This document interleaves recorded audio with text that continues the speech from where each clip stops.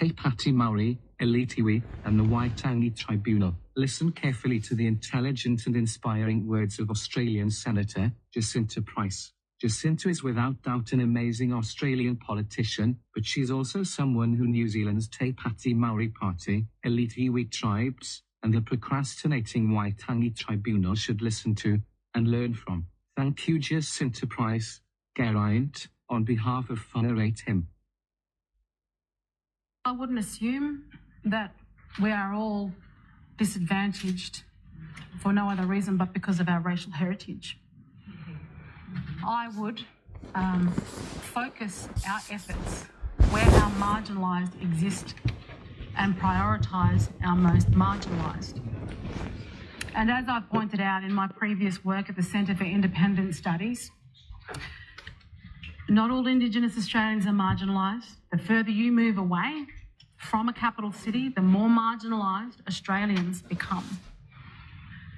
So that includes the growing middle class of Indigenous Australians or those of Indigenous heritage in our capital cities and other places, and our most marginalised in remote communities, and those are the individuals whose first language is usually not English, who don't have access to services, the same sort of education as those in our capital cities, and certainly those who live close to traditional way of life, where things like cultural payback exist in their day-to-day lives, where it is thought that, you know, any premature death or illness is caused through sorcery and somebody must be held responsible for that, and a form of payback is provided, so therefore violence is accepted.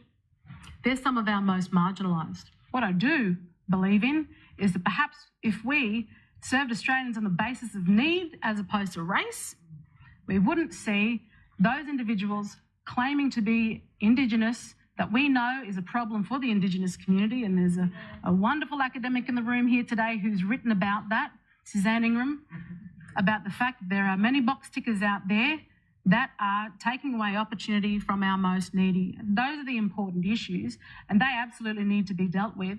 But if we actually chose to serve Australians on the basis of need and not race, those opportunists would disappear quick smart. And just...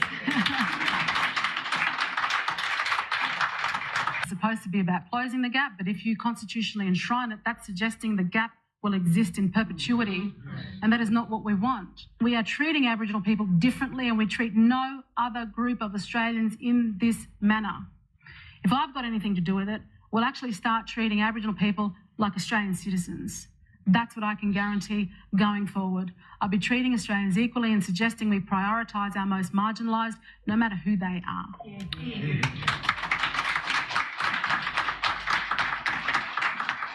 In your speech, you claimed some Indigenous organisations, quote, want to demonise colonial settlement. Could I ask you, please, do you believe the history of colonisation continues to have an impact on some Indigenous Australians? No. I'll be honest with you, no, I don't think so. Positive impact, absolutely. I mean, now we've got running water, we've got readily available food. I mean, everything that my grandfather had when he was growing up, because he first saw whitefellas in his early adolescence, we now have.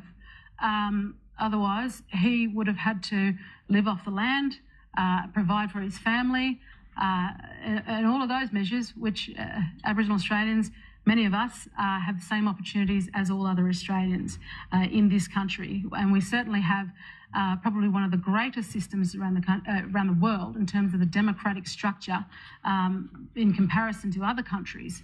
It is why migrants flock to Australia to call Australia home, because the opportunity that exists for all Australians. But if we keep telling Aboriginal people that they are victims, well, we are effectively removing their agency and then giving them the expectation that someone else is responsible for their lives. That is the worst possible thing you can do to any human being, is tell them that they are a victim without agency. And that's what I refuse to do. So you don't believe that...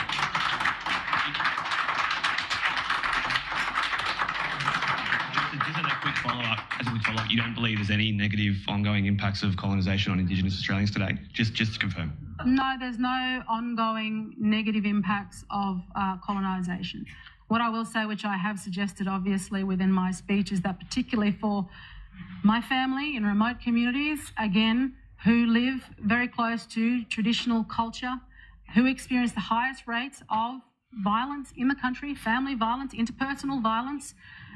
They experience that not because of the effects of colonisation, but because it's expected that young girls are married off to older husbands in arranged marriages.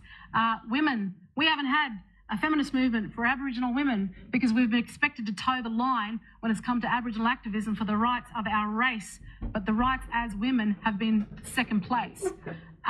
And I have the lived experience, my mother has the lived experience as someone who was subject to traditional custom and expected to become a second wife in an arranged marriage.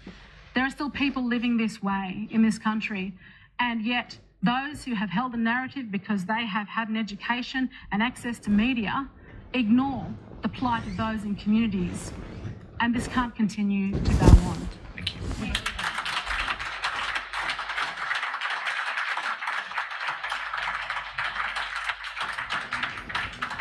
I have talked to Indigenous people, and I'm sure others have too, who talk about generations of trauma among Indigenous Australians as a result of colonisation.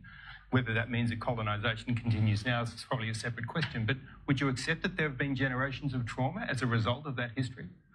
Well, I guess that would mean that those of us whose ancestors were dispossessed of their own country and brought here in chains as convicts are also suffering from intergenerational trauma.